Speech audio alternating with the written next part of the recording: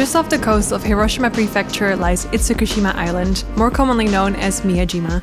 It has been designated as one of the 3 most scenic views in Japan, and one not to miss if you're also visiting Hiroshima. Famous for the iconic floating red torii gate, free-roaming deer, and beautiful views of the Seto Inland Sea, Miyajima makes for the perfect day trip from Hiroshima. If you're planning to visit, you can follow this one-day itinerary to make the most of your time here. Because the times for high and low tide change every day, I recommend checking them before you head over to Miyajima. At high tide, the Grand Torii Gate will appear to be floating on the water, while at low tide you get a chance to walk up to it and see it up close. Depending on what time the ocean comes in on the day you're planning to visit, you may have to swap a few bits around in this itinerary, but either way you'll easily be able to do everything, maybe just in a slightly different order. If you want any extra information about the sites and access to the Google Maps we put together, make sure to check out the written version of this itinerary on thenavigateshow.com. Taking a day trip to Miyajima is easiest done from Hiroshima. From Hiroshima Station, you can get on the JR Sanjo line towards Miyajima-guchi Station. From there, you can hop on one of the ferries that will take you to the island. The ferry only costs a couple of hundred yen per person, and you can even use your Suica card to pay. It's also possible to get the ferry all the way from Motoyasu Pier in Hiroshima, which is located near the atomic bomb dome inside the city. However, this option is a lot more expensive.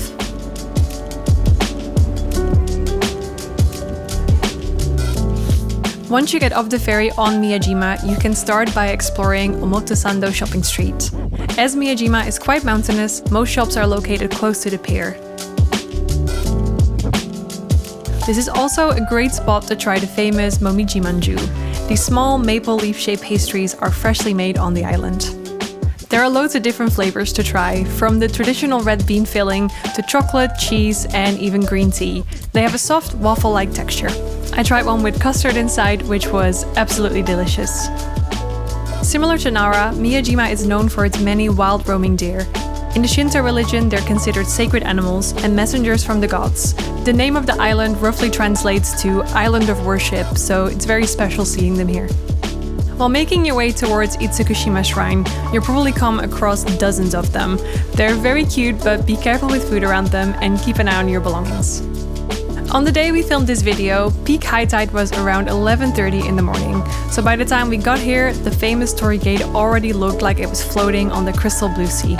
Just to see this incredible sight, I think it's worth making the trip out to Miyajima. While Itsukushima Shrine was built during the 6th century, the Torii Gate is believed to have been built a little bit later. It has since gone through many iterations. Today's Torii Gate was built in 1875, undergoing extensive restorations between 2019 and 2022. You can also visit the actual shrine, which is located right behind the Red Torii Gate. This shrine also looks like it's floating on the water during high tide. You can get a ticket to visit Itsukushima Shrine for just a few hundred yen, or buy a combination ticket so you can also visit the treasure hall.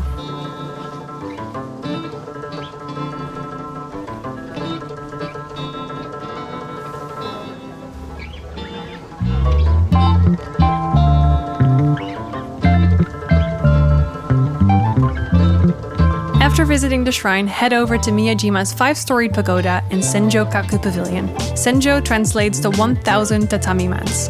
In Japan, tatami mats are a common unit for measuring the size of a room, so the name of the pavilion tells you just how big it is. The pavilion was originally commissioned by Toyotomi Hideyoshi in 1587, but he died before they were able to finish it.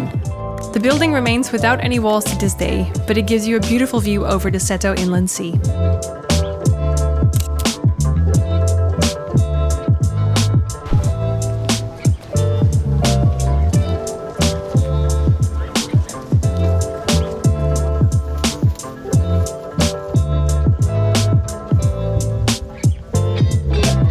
As Miyajima is an island, they have access to the freshest seafood. Grilled oysters are a popular delicacy, and you can get them for just a few hundred yen.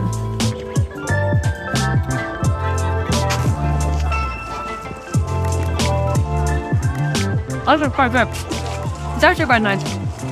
It's like the last oyster that I had, they were like raw oyster, and that just tasted like you swallowed seawater. These are actually really nice because they're cooked and they have a good sauce on them as well. So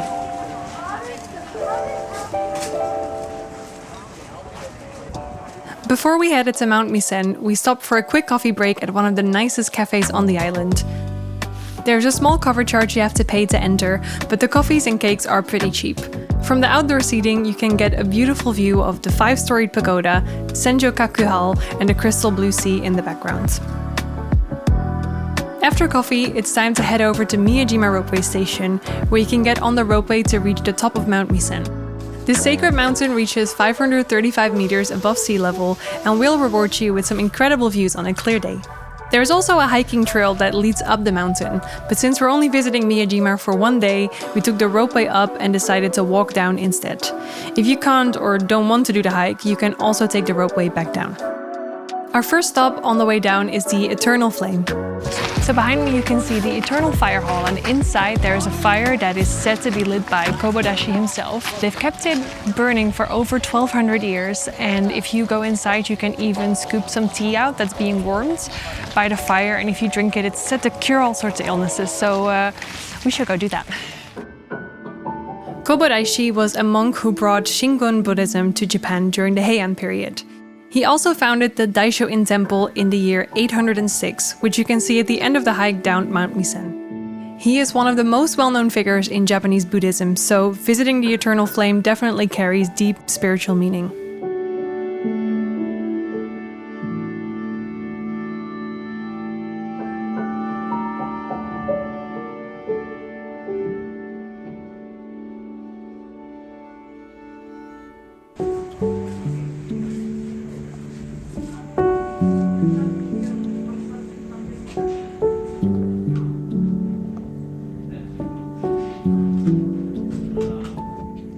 The walk down Mount Misen took us around 2 hours, but we got to enjoy some beautiful views along the way. The path is easy to follow and guides you through lush forests, small shrines, and past lots of Jizo statues, which are protectors of children and travelers.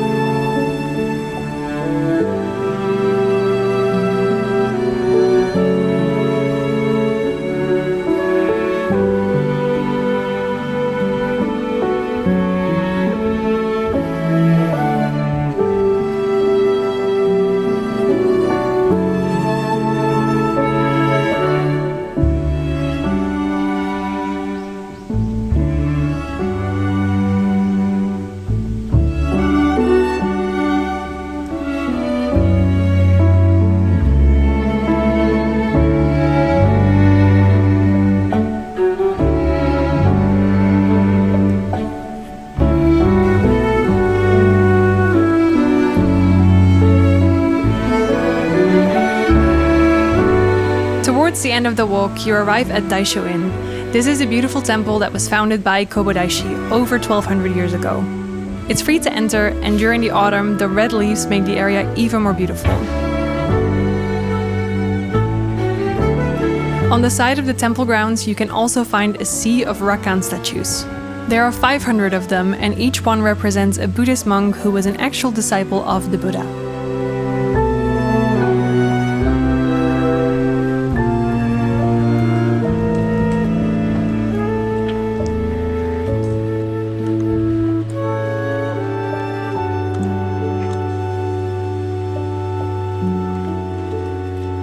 While walking up or down the stairs inside the temple grounds, you'll notice a row of spinning wheels.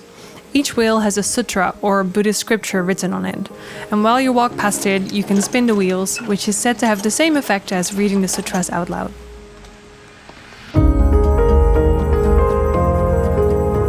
Once you finish the walk, it's time to head back for a final visit to the Grand Torii Gate of Itsukushima Shrine. Depending on the times for high and low tide during your visit to Miyajima, you may now be able to either walk up to the Torii Gate or finally see it afloat. On the day we shot this video, it was peak low tide after our hike down Mount Misen, which gave us the perfect opportunity to see this iconic Torii Gate up close. We just finished our hike down the mountain and we ended here at low tide, as you can see, and that concludes our day here in Miyajima.